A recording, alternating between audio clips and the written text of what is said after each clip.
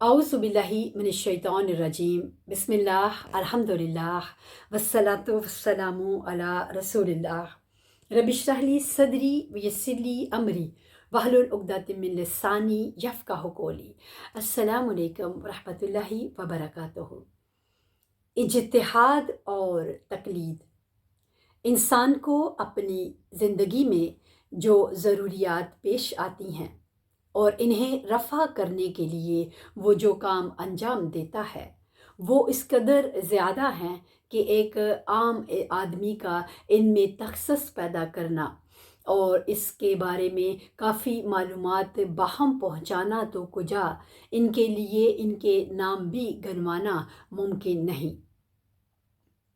दूसरी तरफ चूँकि इंसान अपने काम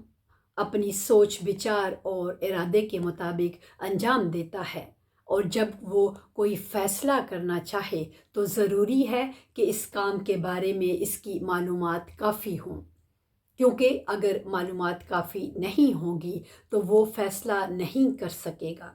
बस ये लाजिम है कि वो जो काम करना चाहे या तो ख़ुद इसमें महारत रखता हो या माहरीन से मशवरा करे और जो राय वो दें इसके मुताबिक अमल करे। मसलन हम अपनी फ़ितरत के तकाज़े के मुताबिक बीमारी के इलाज के लिए डॉक्टर से रजू करते हैं और मकान बनवाने के लिए इंजीनियर की खिदमत हासिल करते हैं वग़ैरह वग़ैरह। बस बाज़ बिल्कुल मामूली चीज़ों को छोड़कर हम अपनी सारी ज़िंदगी तकलीद में गुजारते हैं। जो शख्स कहे कि मैं अपनी ज़िंदगी में किसी की तकलीद नहीं करता, वो या तो जो कुछ कहता है इसके मानी नहीं समझता या किसी ज़हनी बीमारी में मुब्तला है। इस्लाम ने जिसने अपनी शरीयत की बुनियाद फ़ितरत इंसानी पर रखी है उसने भी यही रविश इख्तियार की है।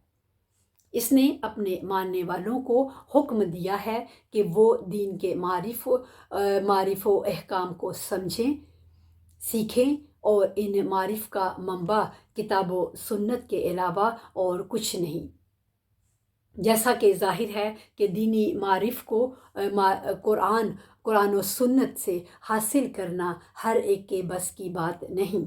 और सारे मुसलमान ये काम आसानी से नहीं कर सकते। अलबत्ता मुसलमानों का एक गिरोह के लिए ये काम करना मुमकिन है। लिहाजा कुदरती तौर पर इससे दीनी हुक्म के ये मानी निकलते हैं कि वो मुसलमान जो इस्तदलाल के ज़रिए अहकाम और मारिफ़ को नहीं समझ पाते वो उन अशख़ास से रजू करें जिन्होंने दीनी अहकाम दलाइल के ज़रिए समझ रखे हैं और फिर इनकी हदायत के मुताबिक अपने फ़राइज़ अंजाम दें। वो आलिम जिसने दीनी अहकाम पर इस्तदलाल के ज़रिए अबूर हासिल किया हो मुजतहिद कहलाता है और इसके अमल को इज्तिहाद कहते हैं। जो शख्स मुजतहिद से मराजा करे उससे मुक़ल्लिद और इसके मराजा को तक़लीद कहा जाता है। ताहम ये नुक्ता ज़हन नशीन कर लेना चाहिए कि तक़लीद सिर्फ़ गैर क़तई फ़रई अहकाम यानी इबादात, मामलात और दीन की दूसरी अमली बातों के सिलसिले में की जाती हैं, लेकिन असूल दीन के बारे में जो कि इत्क़ादी अमूर है दूसरों की राय पर भरोसा करके तक़लीद पर हरगिज़ इक्तफ़ा नहीं किया जा सकता, क्योंकि जहाँ तक असूल दीन का ताल्लुक़ है इनमें सवाल अमल का नहीं बल्कि ईमान का है और दूसरों के ईमान को ख़ुद अपना ईमान फ़र्ज़ कर लेना मुमकिन नहीं। ये नहीं कहा जा सकता कि खुदा एक है, क्योंकि हमारे बाप दादा और उलमा यही कहते हैं कि मौत के बाद ज़िंदगी एक हकीकी चीज़ है, क्योंकि तमाम मुसलमान इस पर एतक़ाद रखते हैं। लिहाजा हर मुसलमान पर वाजिब है कि वो असूल दीन को इस्तदलाल के ज़रिए माने, ख्वाह सादा तौर पर ही क्यों ना हो। वालिदैन की निस्बत इंसान का फ़रीज़ा। ماں باپ اپنے فرزند کی پیدائش اور اس کی ابتدائی تربیت کا ذریعہ ہیں۔ اسی بنا پر اسلام میں ان کی اطاعت اور احترام کی بے حد تاکید کی گئی ہے، حتیٰ کہ خدا اپنے کلام میں توحید کا ذکر کرنے کے بعد والدین کے ساتھ نیکی سے پیش آنے کا حکم دیتا ہے اور فرماتا ہے کہ تمہارے پروردگار نے حکم دیا ہے کہ اس کے سوا کسی کی عبادت نہ کرو اور اپنے ماں باپ کے ساتھ نیکی کرو۔ سورہ بنی اسرائیل آیت 23۔ جن احادیث میں گناہان کبیرہ کا ذکر کیا گیا ہے، ان میں شرک کے بعد والدین سے بدسلوکی کا نمبر آتا ہے۔ علاوہ ازیں مذکورہ بالا آیت کے بعد خداوند عالم فرماتا ہے، اگر تمہارے ماں باپ میں سے کوئی ایک یا دونوں تمہارے سامنے بڑھاپے کی عمر کو پہنچیں تو ان سے کوئی تلخ بات نہ کہو، ان پر آواز نہ کسو، ان کے ساتھ ادب سے بات کرو، مہربانی سے پیش آؤ اور کہو، اے میرے پروردگار ان دونوں پر رحم فرما جیسے کہ انہوں نے میرے بچپنے میں میری تربیت کی تھی۔ سورہ بنی اسرائیل آیت 24۔ اسلام میں والدین کی اطاعت واجب ہے، بجز اس کے کہ وہ کسی واجب کو ترک کرنے یا کسی حرام کام کو انجام دینے کو کہیں۔ اور تجربے سے یہ بات ثابت ہے کہ جو لوگ اپنے ماں باپ کو رنجیدہ کرتے ہیں وہ زندگی میں نیک بختی اور کامیابی کا منہ نہیں دیکھتے اور بالآخر فلاح سے محروم رہتے ہیں۔ والدین کی نافرمانی۔ ایک گھرانے میں ماں باپ کی فرزندوں سے وہی نسبت ہوتی ہے جو ایک درخت کی جڑ کی شاخوں سے ہوتی ہے۔ جس طرح ایک درخت کی شاخوں کی نسل اور وجود اس کی جڑ سے وابستہ ہوتا ہے، اسی طرح والدین اپنے فرزند کی زندگی کے لیے بنیاد کی حیثیت رکھتے ہیں۔ چونکہ انسانی معاشرہ دو طبقوں یعنی والدین اور اولاد سے مرکب ہے، اسی لیے معاشرے کی اصلی جڑ والدین ہی ہیں۔ والدین کے ساتھ بدسلوکی کرنا اور انہیں دکھ پہنچانا انتہائی احسان فراموشی اور کم ظرفی کی علامت ہونے کے علاوہ انسانیت کے زوال اور معاشرے کی تباہی کا موجب بھی ہے، کیونکہ اگر اولاد ماں باپ کا احترام نہ کرے تو ان کا رد عمل بھی بے مہری اور بے اعتنائی کی شکل میں ظاہر ہوتا ہے، اور دوسری جانب اگر فرزند ماں باپ کو ذلت کی نگاہ سے دیکھے تو پھر وہ بھی اپنی اولاد سے اس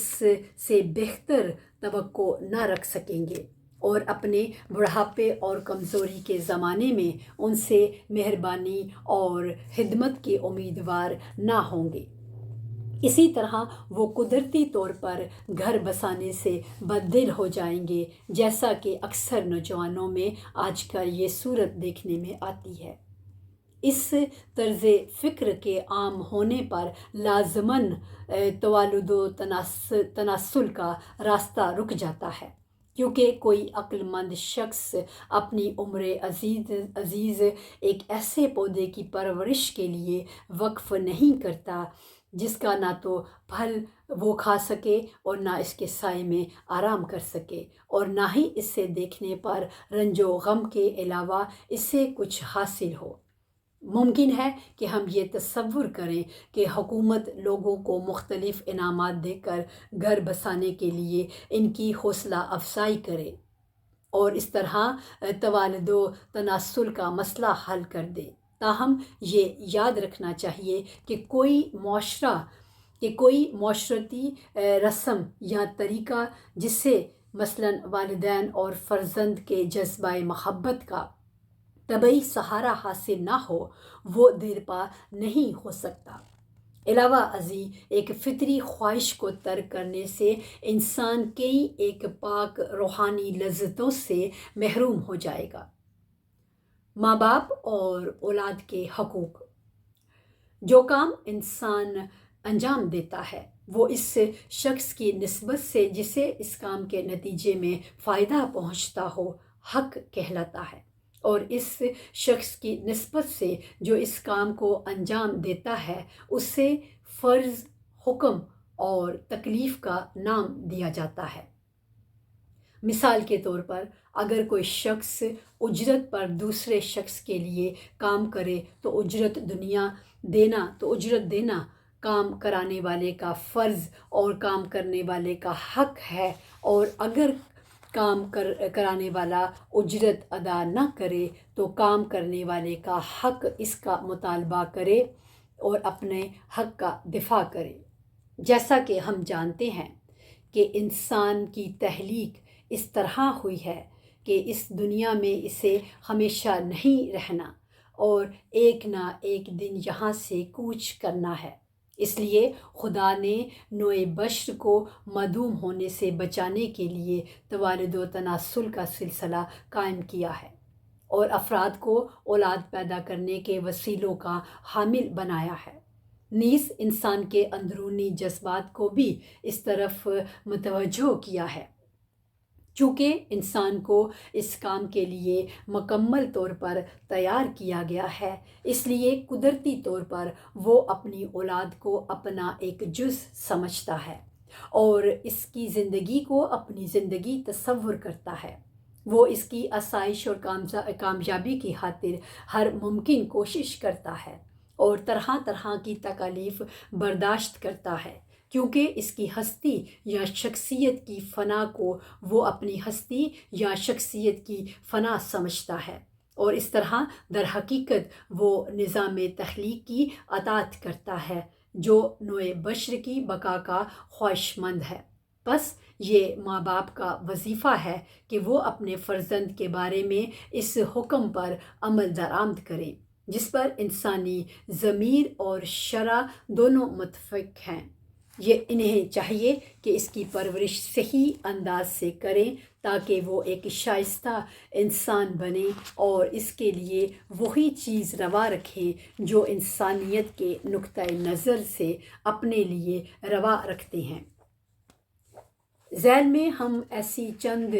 چیزوں کی طرف اشارہ کرتے ہیں۔